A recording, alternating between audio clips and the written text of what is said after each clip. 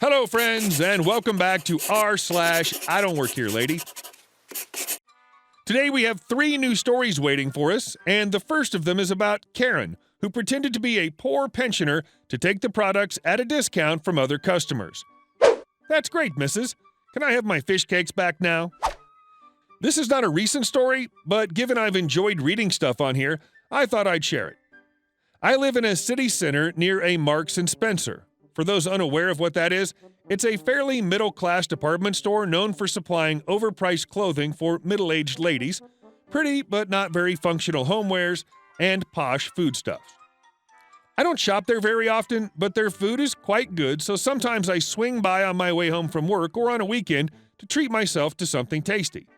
If you hit the sweet spot, you can catch them when they're yellow stickering produce going out of date that day.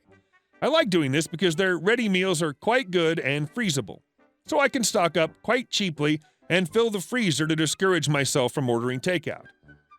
This particular incident took place on a Sunday afternoon, which is always a good time for yellow stickers because the store will have been quieter through the day.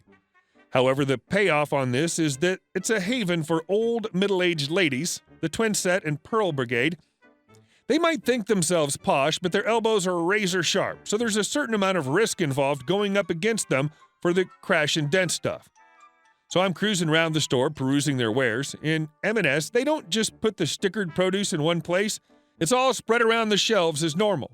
So I usually hit the reduced section first, then go for a wander. There was rich pickings. Salad veg, which I picked up for lunch stuff throughout the week for work. Then off I went in search of better things. A few ready meals, some meat, a sandwich, and some haddock fish cakes. Remember the fish cakes. The fish cakes are important. So I'm standing by a chiller, minding my own business, when I become aware of someone next to me. No biggie. It's a shop. People stand too close. I'm vaguely aware of an older, well-dressed lady at my elbow, but don't pay much attention. She then nudges the handbasket over my arm, so I step slightly away from her and carry on looking in the chiller. A few seconds later, there's another nudge, and then another. Getting annoyed now. I finally turn round and look at her. She's standing there with my fish cakes in her hand. Already in her basket is a bag of salad and tomatoes which she's taken from mine. She looks me right in the eye and slowly carries on taking the fish cakes from my basket and places them into hers. My face must be a dictionary definition of what the F me. Excuse me, what do you think you're doing? Morag. She looked like a morag. I'm sorry, are these things not for sale? Me. Well, they were for sale. They're now in my basket.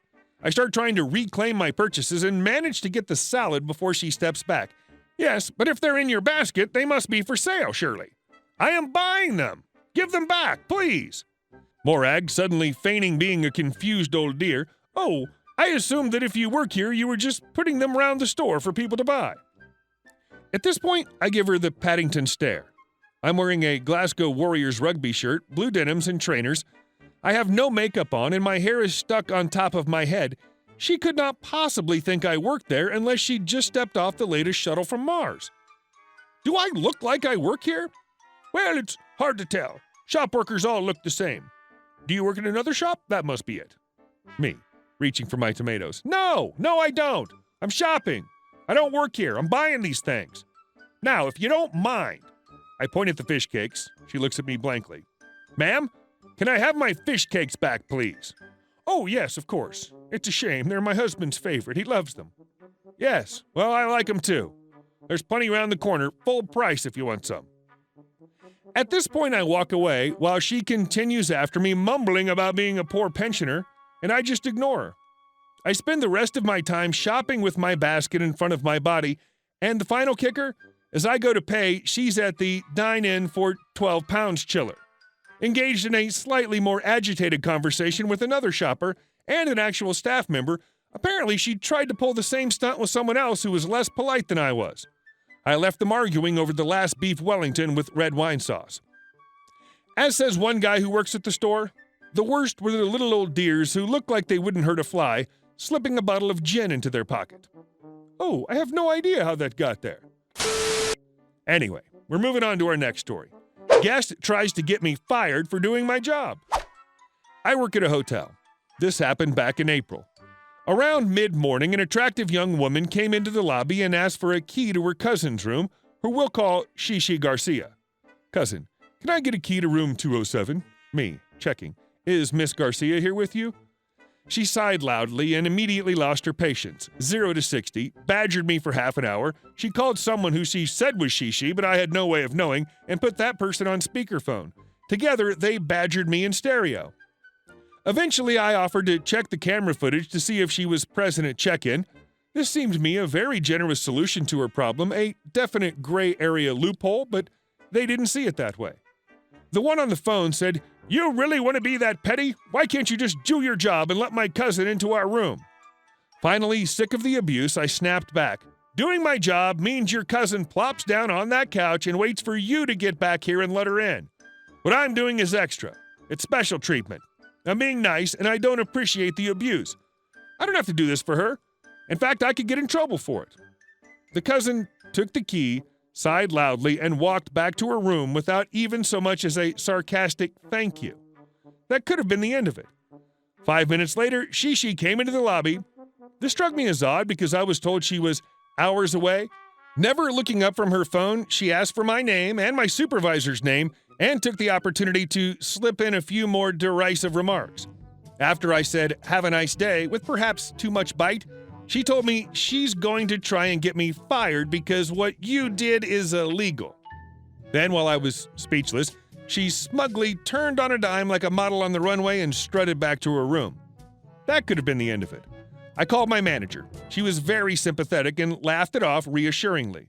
I puzzled over it a while, then grabbed my cell phone, set it to record, took a deep breath, and knocked on Shishi's door. Here's the transcript of that conversation. Me. Knock, knock, knock, knock. Front desk. Shishi opens the door, holding her cell phone up to her ear, saying something inaudible into it. Me. Hey, so do you want me to call the police and oust this person from your room?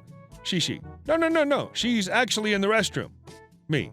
Is it okay she's in here? Shishi, innocently. Yeah, that's fine. Me. Then why are you upset that I let her in? Shishi, talking into the phone.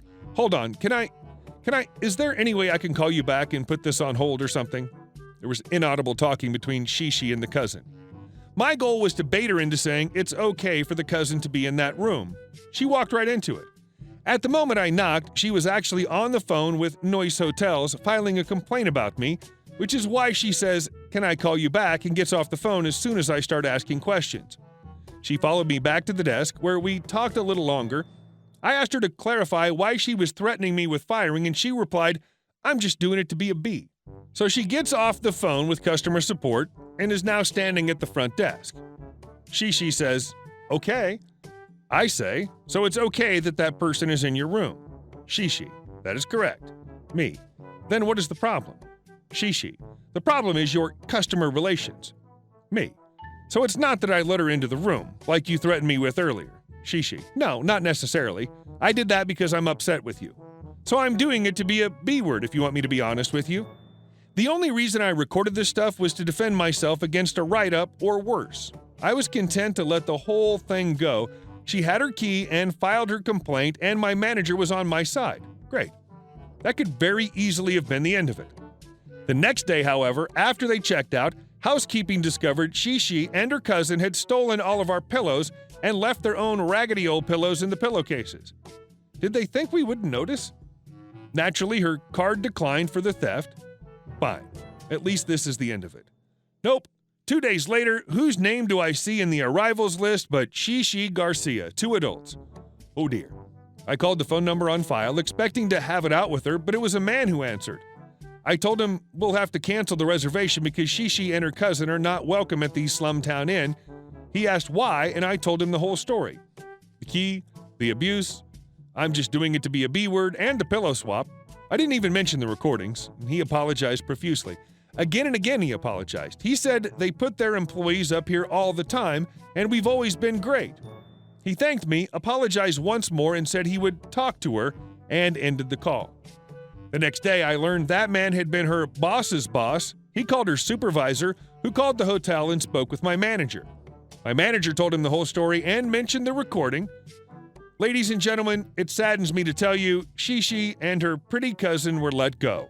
They were fired in a strange city 1,000 miles from home in the middle of a business trip. Sad.